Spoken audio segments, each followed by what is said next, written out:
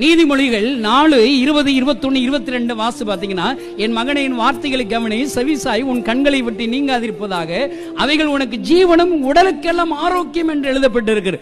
வார்த்தைகள்ல உயிர் இருக்குதுங்க. இது கருப்பு வெள்ளை எழுத்து கிடையாது. பக்கத்துல சொல்லுங்க, இது கருப்பு வெள்ளை எழுத்து கிடையாது. சொல்லுங்க, இதுல உயிர் இருக்குதுங்க, ஆரோக்கியம் இருக்குதுங்க.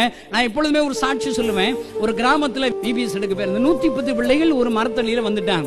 110 பிள்ளைகள் விபிஎஸ் எடுக்கன்னா 5 டீச்சர் ஒரு டைரக்டர் வேணும். அங்க நான் தான் டீச்சர், நான் தான் டைரக்டர். ஒரு பாட்டு சொல்லி கொடுத்தேன், ஒரு மனப்பாட வசனம் சொல்லி கொடுத்தேன், ஒரு கதை சொல்ல ஆரம்பிச்சேன். இதுதானங்க விபிஎஸ். ஸ்டார்ட் பண்ணா ஒரு குட்டி போய் எந்திரிச்சு டான்ஸ் ஆடுறான். டண்டனக்கு ஆடிக்கிட்டு இருக்கான் பாருங்க. இப்ப நான் அங்க பிரசங்கம் பண்றேன், எனக்குள்ள ஒரு ஊழியக்காரர் டான்ஸ் ஆடிக்கிட்டு இருப்பாரு இருக்கான்னு வச்சுக்கோங்களேன். இப்ப என்ன கவனிப்பீங்களா, டான்ஸ் ஆடுற அவரை கவனிப்பீங்களா? உங்களுக்கு எல்லாத்துக்கும் நரகம் தான். 110 பிள்ளைகளும் டான்ஸ் ஆடுற அவனை தான் கவனிக்கிறான். நான் நல்ல வசனத்தை பசியோடு பிரசங்கத்தை பண்ணிக்கிட்டு இருக்கிறேன், எல்லாரும் அவனை தான் கவனிக்கிறான். நான் ஒரு யோசனை பண்ணுங்க, நம்ம சொல்லி கொடுத்த மனப்பாட வசனத்தை சொல்லுவோம். சொல்ல தெரியலாட்டா இந்த டான்ஸ் ஆடுறவனை சொல்லுவோம். சொல்ல தெரியலாட்டா அவனை பக்கத்துல பனிஷ்மெண்ட் கொடுத்து உட்கார வச்சிருவான்னு சொல்லிட்டு முதல்ல 4 பேருக்கு நான் சொல்லி கொடுத்த மனப்பாட வசனம் சொன்னேன். 4 பேரும் திக்கி சொல்லிட்டேன். 5ஆவதா அந்த டான்ஸ் ஆடுற அவனை கூப்பிட்டு வசனம் சொல்றானா, சொல்ல தெரியலங்க, பக்கத்துல வாடான்னு கூப்பிட்டேன். சொல்ற வசனத்தை நான் திக்குறான்,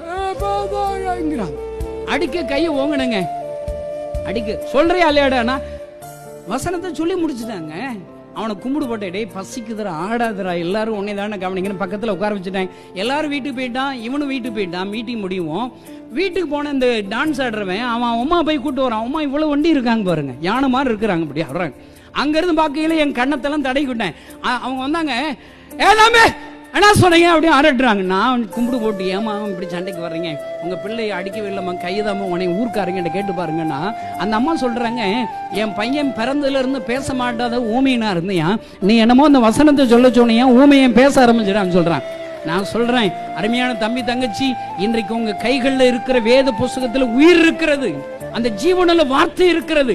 அது ஒவ்வொரு நாளும் வாசித்தீங்கன்னா அந்த வார்த்தைகள் இருக்கிற வல்லமை உங்களை தொடும், உங்களை உருவாக்கும்.